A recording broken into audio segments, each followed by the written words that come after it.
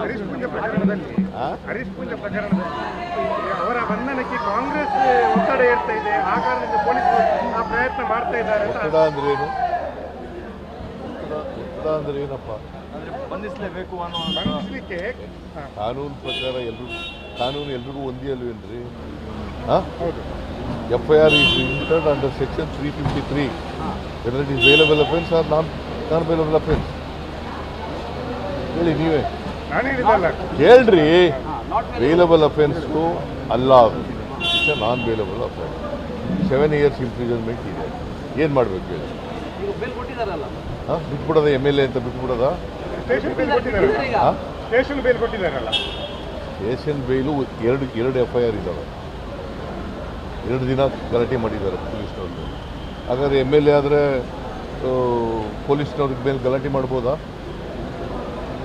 ಯಾರ ಪರವಾಗಿ ಗಲಾಟೆ ಮಾಡಿರೋದು? ಹರೀಶ್ ಪೂಜೆ ಪ್ರಕರಣದಲ್ಲಿ ಅವರ ಬಂಧನಕ್ಕೆ ಕಾಂಗ್ರೆಸ್ ಒತ್ತಡ ಏರ್ತಾ ಇದೆ. ಆ ಕಾರಣದಿಂದ ಪೊಲೀಸರು ಆ ಪ್ರಯತ್ನ ಮಾಡ್ತಾ ಇದ್ದಾರೆ ಅಂತ. ಒತ್ತಡ ಅಂದ್ರೆ ಏನು? ಒತ್ತಡ ಅಂದ್ರೆ ಏನಪ್ಪ? ಬಂಧಿಸಲೇಬೇಕು ಅನ್ನೋ ಬಂಧಿಸಲಿಕ್ಕೆ ಕಾನೂನು ಪ್ರಕಾರ ಕಾನೂನು ಎಲ್ರಿಗೂ ಒಂದೇ ಅಲ್ವೇನ್ರಿ? ಹೌದು. FIR is entered under section 353. Whether it is bailable offence or non-bailable offence. ಹೇಳಿ ನೀವೇ. ನಾನು ಹೇಳಿದಲ್ಲ. ಹೇಳ್ರಿ, ಬೇಲಬಲ್ ಅಫೆನ್ಸ್ಗೂ ಅಲ್ಲ, it's a non bailable offence. 7 years imprisonment ಇದೆ. ಏನು ಮಾಡಬೇಕು ಹೇಳಿ? ಬಿಟ್ಬಿಡೋದ MLA ಅಂತ ಬಿಟ್ಬಿಡೋದ? ಸ್ಟೇಷನ್ ಬೇಲ್ ಕೊಟ್ಟಿದ್ದಾರಲ್ಲ. Station bail ಕೊಟ್ಟಿದ್ದಾರಲ್ಲ.